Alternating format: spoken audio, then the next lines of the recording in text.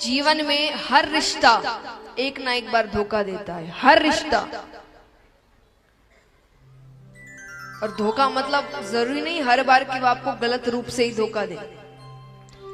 कई बार मान लीजिए आपको किसी की बहुत आदत हो गई, बहुत प्रेम हो गया, उसके बिना आप रह ही नहीं सकते, उसका जीवन धोखा देकर चला जाए,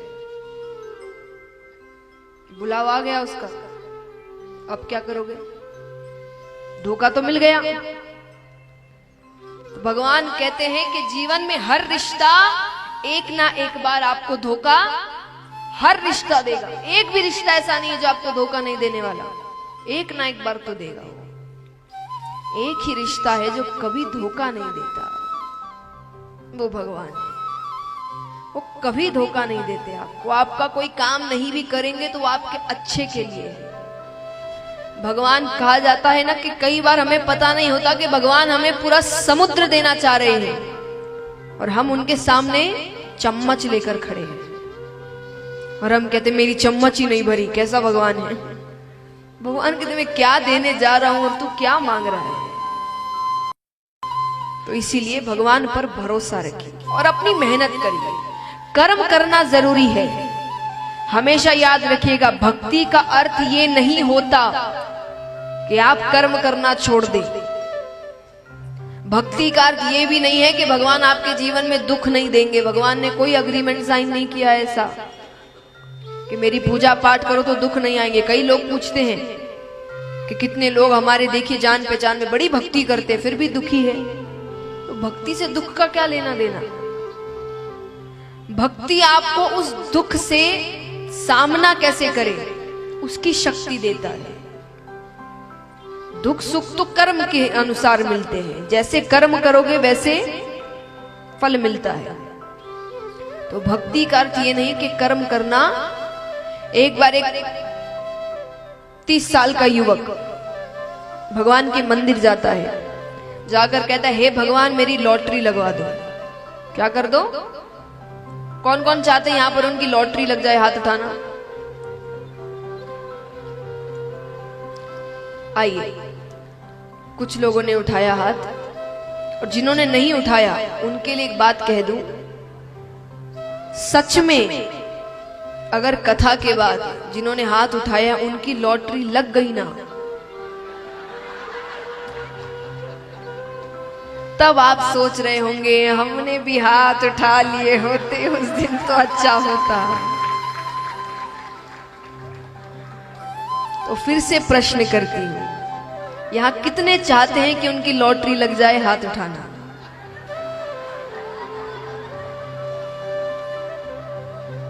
तो महाराज वो युवक जाता है और जाकर कहता है कि हे भगवान मेरी लॉटरी लगवा दो। पहले दिन गया हे भगवान मेरी लॉटरी लगवा दो, दूसरे दिन गया हे भगवान मेरी लॉटरी लगवा दो, तीसरे दिन गया हे भगवान मेरी लॉटरी लगवा दो, चौथे दिन गया हे भगवान मेरी लॉटरी लगवा दो, पांचवें दिन भगवान प्रकट हो गए। भगवान कहते 4 दिन से लॉटरी लगवा दो, लॉटरी लगवा दो, पहले जाकर लॉटरी की टिकट तो खरीद।